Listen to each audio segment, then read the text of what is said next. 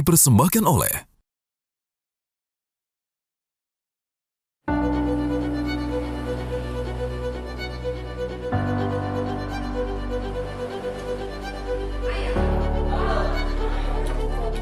setiap hari, jutaan transaksi terjadi di Indonesia.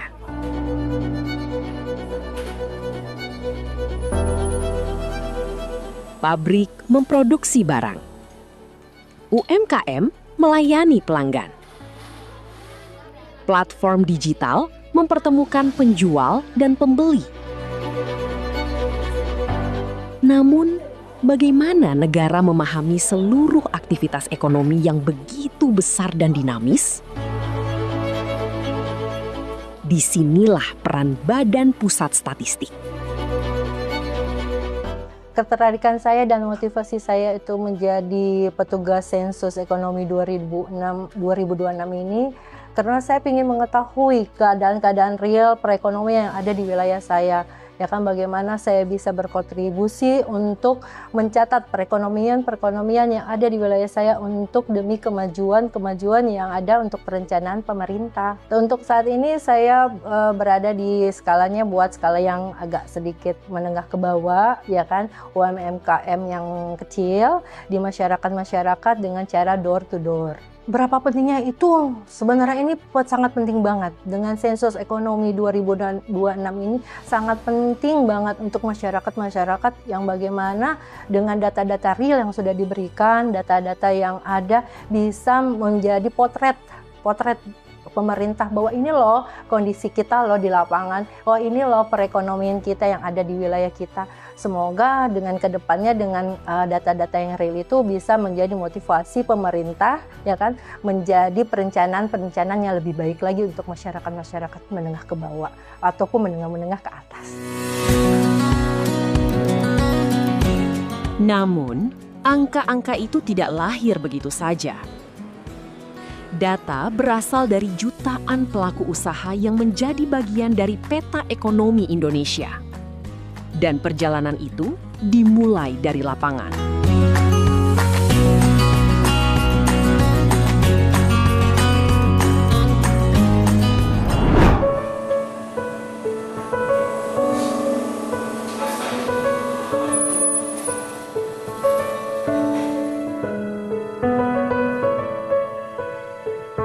Setiap lini produksi bukan hanya menghasilkan barang, tetapi juga mencerminkan pertumbuhan ekonomi yang perlu dicatat dan dipahami.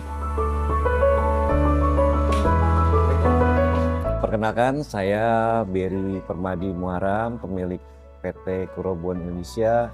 PT Kurobon Indonesia berdiri dari tahun 2000 sampai saat ini sudah sekitar 26 tahun berdiri perusahaan. Perusahaan ini bergerak dalam bidang plastik injection. Jadi dari proses bibit plastik menjadi barang jadi. Kalau untuk saat ini sih untuk proses pendataan sama sekali tidak menyulitkan karena mereka hanya memberikan kayak semacam formulir apa yang harus kita isi. Ya kita isi aja apa adanya. Tidak ada yang kita merasa menyulitkan karena mereka hanya minta data aja gitu untuk sama seperti itu. Ya jelas ya, kita mengharapkan ya dengan data yang kita berikan kepada Badan Survei, harapan kita ya bisa dilihat oleh pemerintah untuk bisa membantu kita gitu kan. Banyak kan perusahaan-perusahaan yang sekelas kita itu yang jatuh bangun gitu kan, tapi ya kita alhamdulillah sampai 26 tahun ini masih bisa berdiri gitu kan. Harapan kita dengan adanya sensus ini, data terekod, adalah kontribusi bisa dari pemerintah buat kita. Optimis tetap harus ada ya untuk mempertahankan usaha gitu kan, perekonomian dan sebagainya gitu kan ya. Tapi kalau misalnya tetap kita harus butuh support dari pemerintah. Agar cerita-cerita itu tidak hilang menjadi angka semata, hadir tangan-tangan yang mencatatnya dengan teliti. Menyusun setiap keping informasi menjadi gambar besar tentang perjalanan ekonomi Indonesia. Peran saya di sensus ekonomi tahun 2026 ini, saya sebagai pencaca atau pendata usaha besar yang ada di Kota Bekasi. Khususnya saya ada di daerah Pekayon, Bantar Gebang, Rawalumbu, tapi ada beberapa juga yang di wilayah Bekasi lainnya seperti Bekasi Utara atau Bekasi Selatan. Karena selain kita mendukung program pemerintah, ini kan 10 tahun sekali ya sensus ekonomi. Jadi kita juga ingin menyukseskan program ini untuk mendapatkan data yang sangat real di lapangan dan kondisi usaha-usaha besar yang ada di Kota Bekasi, apakah mereka mempunyai perkembangan usahanya atau mungkin menurun gitu. Jadi kita bisa melihat secara langsung bagaimana perkembangan ekonomi di Kota Bekasi di tahun ini. Jadi sehari itu bisa 5-10 perusahaan yang kita datengin. Jadi bagaimana kita mengatur rute dari perusahaan satu ke perusahaan satu biar tidak terlalu banyak makan waktu. Kita kan punya 3 metode pengisian kuesioner ya. Ada Shawi, itu juga langsung perusahaan yang ngisi tanpa kita pandu melalui link. Ada juga KPI yang dikirim melalui email, ada PAPI melalui kuesioner. Jadi kalau kuesioner itu bisa kita tinggal juga, tapi mungkin di awal kita menjelaskan bagaimana pengisiannya. Tapi kalau menggunakan KPI, kita langsung memandu karena kita menggunakan aplikasi yang bernama Fasi.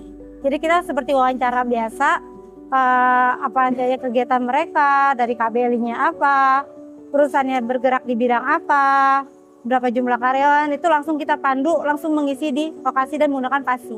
Saya cerita dari zaman saya pertama kali bergabung ya di 2020 itu kan dari sensus penduduk. Itu banyak juga mereka yang takut untuk memberikan informasi seperti nomor KK, nomor NIK mereka, karena kan kita selalu meminta nomor KK, nomor NIK keluarga ya. Nah itu mereka banyak takut karena berhubungan dengan takut dipakai dengan pinjol seperti itu. Nah itu kita menjelaskan, kita tunjukkan surat tugas kita, juga kita semua memberikan dokumen-dokumen resmi yang dari BPS untuk meyakinkan mereka. Saya Agus Budi Santoso. Sehari-hari saya sekarang sudah lama memproduksi alat-alat misalnya tempat tidur, lemari, kitchen set, dan sebagainya kalau ada misalnya tergantung pesanannya gitu. Jadi saya 1 bulan bisa 4 atau 5 bikin produk ini.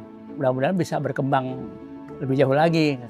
Ya, karena bisa diketahui dengan data ini bisa mungkin melalui media sosial bisa berkembang, bisa banyak tahu orang gitu.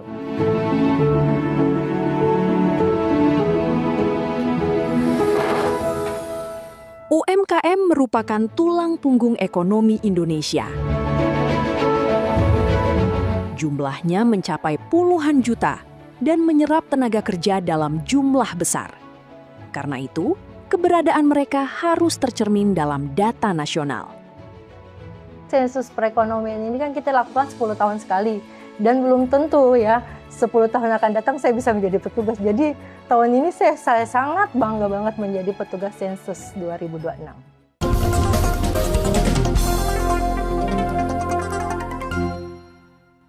Dipersembahkan oleh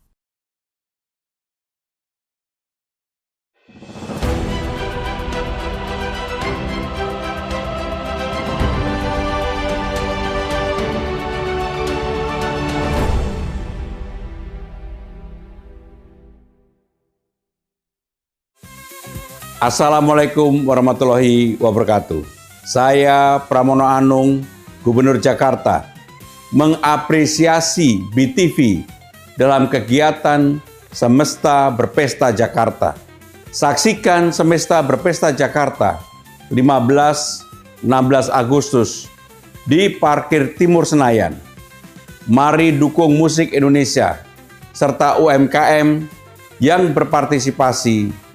Sampai bertemu di BTV Semesta Berpesta Jakarta. Wassalamualaikum warahmatullahi wabarakatuh.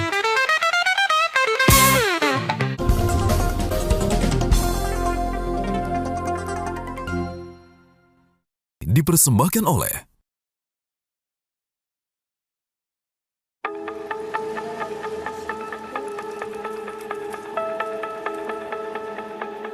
Ekonomi Indonesia kini tidak hanya tumbuh di toko dan pabrik, tetapi juga berkembang di ruang digital yang menghubungkan jutaan pelaku usaha.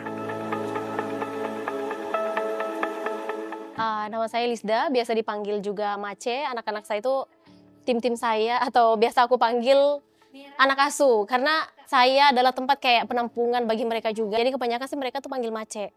Nah, nama toko saya di marketplace itu namanya Born to Give, artinya lahir untuk memberi.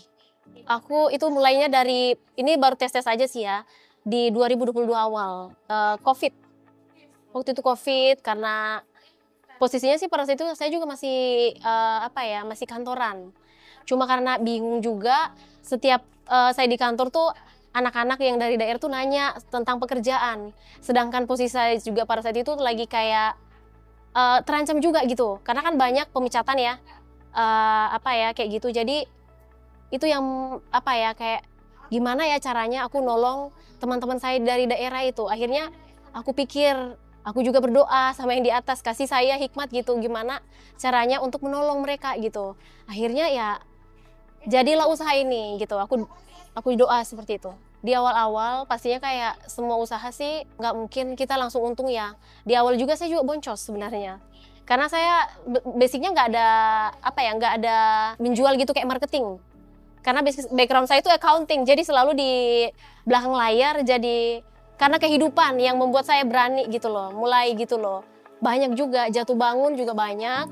Nah, kalau misalnya perubahan besar yang saya alami di awal itu, contohnya nih kayak sekarang ya, marketplace itu kayak mematok gitu, biaya admin terlalu besar. Kalau dulu ya bisa dibilang kita masih bernapas lega lah ya, masih gak terlalu harus kerja effort banyak banget gitu. Kalau sekarang ya benar-benar kita untungnya cuma dikit aja. Karena itu bisa 25% sampai 30%. Itu dari sisi marketplace ya. Kalau masalah dari perubahan dari barang saya juga sih susah untuk temu barang saya itu nggak selalu ada. Karena bukan barang bukan barang lokal gitu.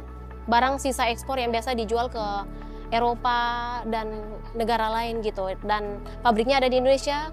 Kalau ada sisa pun ya itu baru saya bisa ambil. Kalau nggak ada sisa ya nggak ada barang gitu. Dari pabrik, UMKM, hingga marketplace, semuanya menjadi bagian dari satu gambaran besar. Sebuah potret ekonomi Indonesia yang disusun melalui sensus ekonomi. Semoga adanya kayak ada sensus kayak gini tuh pemerintah tuh bisa lihat, dan ketika mengambil kebijakan tuh tidak hanya mendengar mungkin dari orang-orang pemerintahan aja, tapi dengan adanya suara-suara dari masyarakat kayak gini mereka bisa mendengar bahwa ya memang keadaan di lapangan seperti ini, kondisinya seperti ini. Jadi mereka ketika membuat kebijakan tuh dipertimbangkan dulu gitu, supaya tidak memberatkan kayak kami pelaku usaha. Kami pelaku usaha juga itu berusaha memutar otak gimana caranya supaya buka lapangan pekerjaan lebih banyak lagi. Lisda berharap dengan adanya sensus ekonomi ini menjadi dasar pemerintah dalam mengambil dan memutuskan kebijakan-kebijakan ekonomi yang dapat mendukung dan membantu masyarakat. Seperti awal mula tujuan Lisda memulai usahanya, untuk dapat bermanfaat dan membantu rekan-rekannya untuk mendapatkan pekerjaan dan kehidupan yang lebih baik.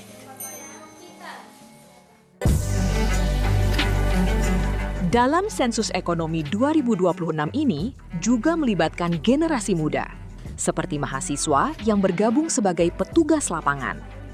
Adalah Widya, mahasiswi jurusan statistik, berbekal pemahaman metode pengumpulan data yang dia dapatkan di bangku perkuliahan, kini dia dapat menerapkannya di lapangan. Karena kan saya ini mahasiswa ya, dari kampus juga udah mewajibkan kita mahasiswanya itu untuk turun untuk membersamai sensus ekonomi ini. Dan selain itu, mungkin karena saya mau terlibat langsung untuk memperoleh data yang real di lapangan untuk bisa menggambarkan keadaan ekonomi Indonesia yang sesungguhnya. Perasaan saya capek udah pasti ya, itu dari pagi, siang, terus malamnya harus ngimput-ngimput di Fasi itu. Jadi capek tentu saja, Tapi di samping itu saya menemukan berbagai macam karakter dari masyarakat dan warga. Jadi mungkin saya belajar cukup banyak hal menghadapi karakter-karakter itu, dan juga saya bisa melihat kondisi masyarakat di Indonesia itu seperti apa, dan membuka wawasan saya gitu. Halo, nama saya Adip Setiadi. Di sini sebagai pedagang kelontong, menjual minuman, snack, beras, menyediakan itu di Duren Sawit, Selat Raas. Kepengen sih ada pengen ke situ. Jadi sebenarnya ini juga turun temurun ya, generasi warung ini. Jadi saya nggak bisa lepas juga gitu. Tadinya punya nenek, terus punya mamang. Saya alih fungsi, cuman saya bayarin gitu biar tenang gitu. Perubahannya ya ada, ya pahit manisnya ya ada juga. Ya juga dagang kan ya, turun naiknya gitu. Malah menurut saya makin menurun. Saya rasakan makin awal buka agak mendingan ya. Sekarang malah makin menurun di sini. Iya. Dari mulai persaingannya, online-nya, istilah katanya sampai ada yang beli es teh manis aja sampai pesen, ya kan? Di online. Sedangkan warung sendiri deket ada gitu. Perjalanan Sensus Ekonomi 2026 tidak hanya ditujukan pada usaha berskala besar ataupun usaha yang terhubung oleh teknologi. Di balik layar gawai yang marak saat ini, juga ada jutaan pelaku usaha lain yang turut menggerakkan roda perekonomian bangsa. Warung-warung kelontong yang biasa dijumpai juga memiliki tempat dalam sensus ekonomi, karena setiap usaha, sekecil apapun, adalah bagian dari wajah ekonomi Indonesia. Nggak ada informasi, langsung datang, terus nanya sopan, Pak mohon maaf katanya, saya petugas sensus, mau nanya-nanya boleh nggak katanya gitu. Yang ditanyain ya awal-awal tanyain tentang data diri ya, terus perkembangan, terus ekonomi sehari-harinya, pendapatan berapa. Menurut saya sih ya biasa aja, malah bagus gitu datangin petugas sensus. Karena dari pertanyaan itu sendiri, dari sensus itu sendiri, pasti kan ada ke data untuk pemerintah untuk ngambil kebijakan ke depannya harus bagaimana untuk masyarakatnya, bahwa istilah katanya kita tuh lagi diperhatikan gitu. Ya mudah-mudahan ke depannya lebih baik lagi lah, apalagi dengan ekonominya lebih bagus lagi, lebih meningkat gitu. Setiap data yang dihimpun secara menyeluruh akan menjadi landasan bagi kebijakan yang dirancang pemerintah untuk pembangunan yang lebih tepat sasaran dan manfaatnya dirasakan seluruh lapisan masyarakat. Perkenalkan, nama saya Muhammad Akira Fatoni. Di sini posisi saya sebagai petugas pencacah lapangan dari Sensus Ekonomi. Awalnya sih saya lihat di Instagram ya, ada lowongan untuk jadi petugas sensus. Ya saya coba aja, karena kan sebelumnya juga ada saya pengalaman sebagai sensus PBB ya di Jakarta juga. Jadi menurut saya bisa menyalurkan pengalaman saya. Seperti itu Mas. Itu yang pertama, kita setiap pagi sebelum ke lapangan biasanya koordinasi dulu dengan RT atau Dasawisma setempat ya. Lalu setelah dapat izin, kita melakukan pencacahan ke door to door untuk menanyakan kegiatan usaha ada atau tidak dari warga-warga setempat, seperti itu sih. Ya tantangannya kalau misalnya kita mendata rumah atau respondennya menolak ya, mau nggak mau kita lewati dulu tantangannya di situ sih. Terus yang kedua, kalau misalnya saya kan juga nggak terlalu berani lah kalau ada hewan peliharaan kayak anjing di rumahnya. Jadi saya agak-agak takut juga mau mencacah. Jadi minta dampingin RT dulu paling. Ya, kita harus datang baik-baik biar warganya juga mau memberikan semua datanya. Walaupun ada data yang sensitif, tapi saya mencoba menggali terus ya. Kalau misalnya mereka juga sungkan untuk menjawabnya, ya nggak apa-apa saya lewatin. Untuk masyarakat jangan pernah takut untuk didata sensus ekonomi, karena kita mengumpulkan data ini untuk perkembangan ekonomi masyarakat sudah sejauh mana. Di balik setiap data yang dikumpulkan, ada peran dari para petugas sensus di lapangan sebagai ujung tombak dari suksesnya program besar ini. Karena setiap data yang dikumpulkan, ada cerita dan upaya yang dibangun untuk mendapatkan kepercayaan dari masyarakat.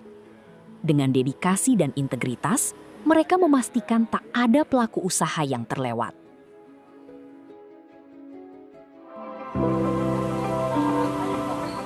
Melalui langkah dan dedikasi para petugas inilah, Sensus Ekonomi 2026 menjangkau seluruh lapisan masyarakat. Karena data yang akurat tidak lahir di balik meja, melainkan didapat dari upaya dan kehadiran para petugas sensus di lapangan yang terjun langsung di tengah masyarakat.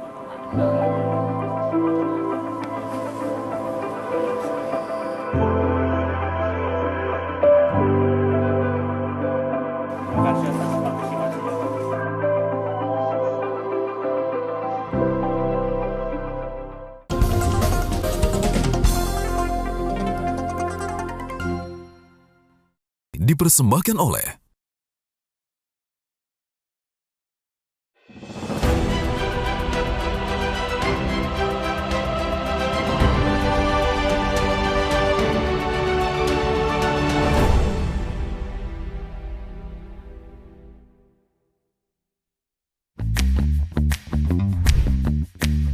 Selamat datang warga Bekasi. Akhir pekan ini, semesta berpesta Bekasi. Menyajikan deretan performance yang sayang untuk kamu lewatkan.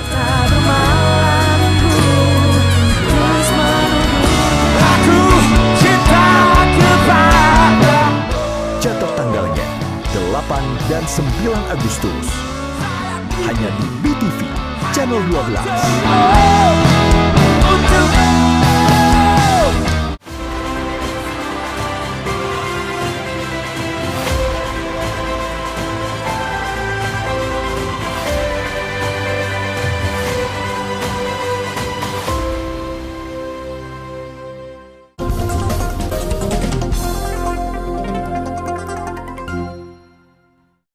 dipersembahkan oleh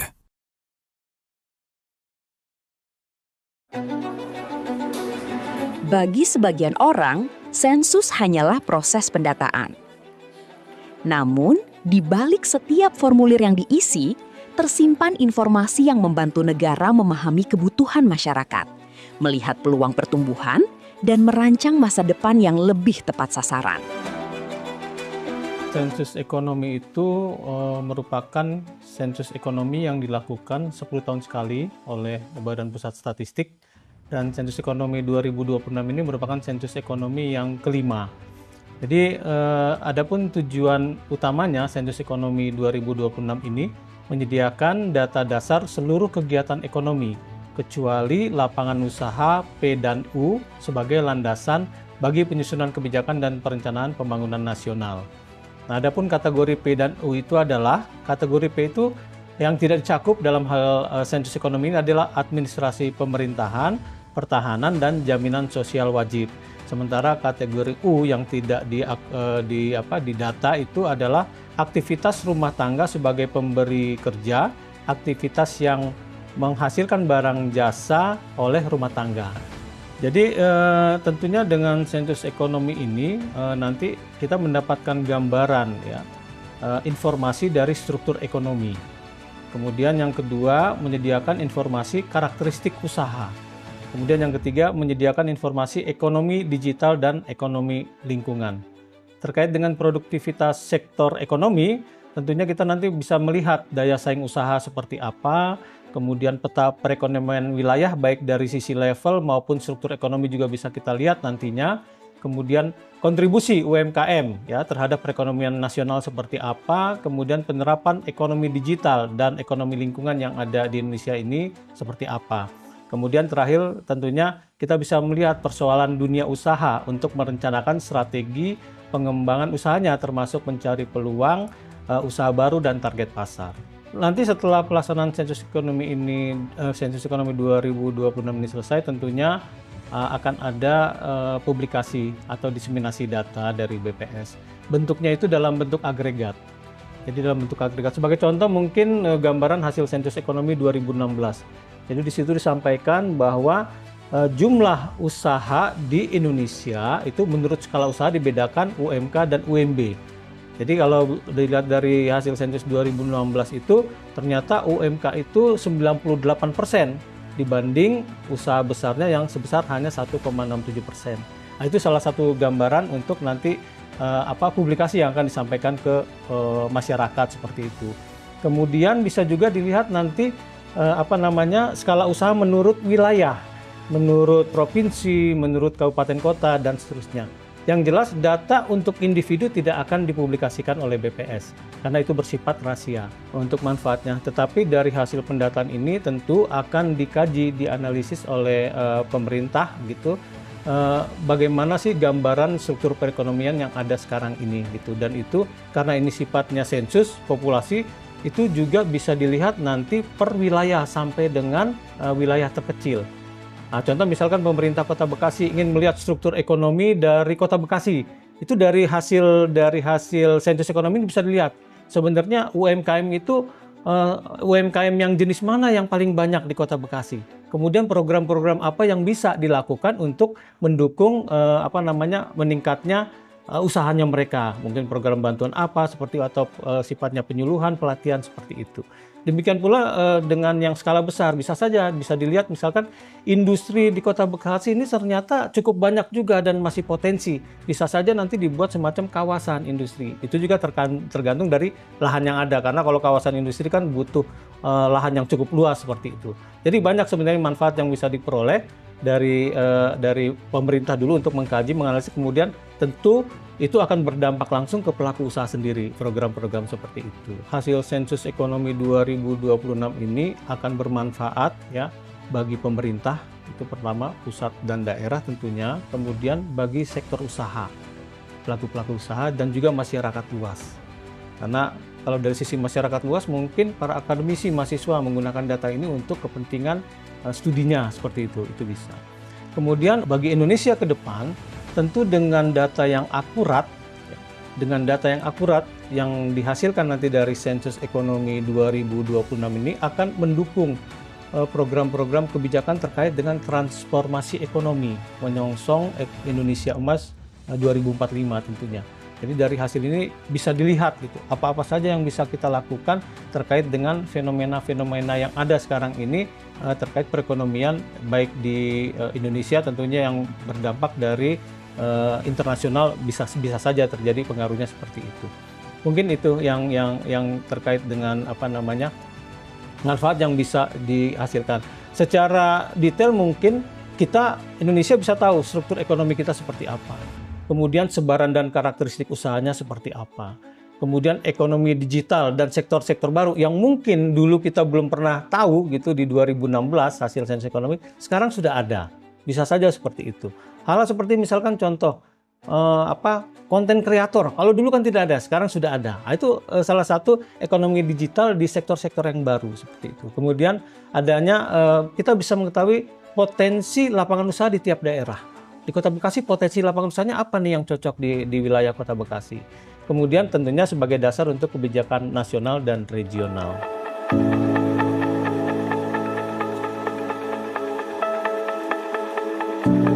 Ekonomi bukan sekedar angka.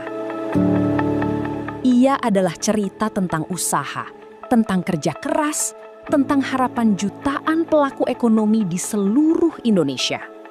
Dan melalui sensus ekonomi nasional, setiap cerita dicatat, setiap kontribusi dihitung. Agar pembangunan dapat berjalan berdasarkan data yang akurat. Karena memahami ekonomi bangsa, berawal dari mengenali setiap pelaku usaha yang menggerakkannya.